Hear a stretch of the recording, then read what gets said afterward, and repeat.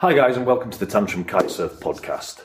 Today we're going to talk about bar maintenance. Okay, maybe not the most exciting topic in the world, but it's something that could save you a bit of a nightmare out on the water if something goes wrong with your bar.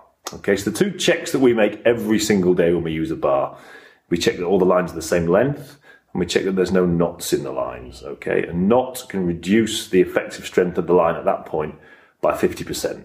So all you do is at the end of your session or the beginning of your session, whenever you want to do it, we do it at the beginning, just run out your lines, each line, as you're running them out, just check there's no knots in there. If there are, you can go kitesurf on it, but be aware you are making, your chances of snapping that line are much higher, okay? Better if you can get it out there and then on the beach. If that's not possible, then, well, I'll leave it up to you what you do from there.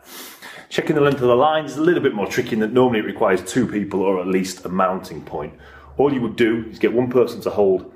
We normally check it 2 lines at a time, so check the 2 outside lines. The other person on the bar pulls the bar in and just checks that the bar is straight at that point.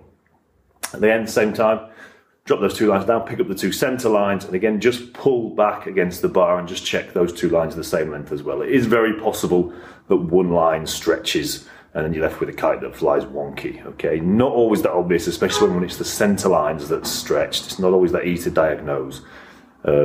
What you can do is one of the outside lines is just simply readjust the lines at the bar end for that session, make it all nice. If it's the centre lines, depending on your bar, might be a bit more tricky, might be having to take it to a repair shop and get the line actually chopped down again. There was another thing I was going to mention, I've totally forgotten it. It was to do with... yes, when you're checking the length of the back lines, when you're pulling the bar in, the bar wants to be about halfway to a third of the way up that D-power line at the bottom. So just check that as well.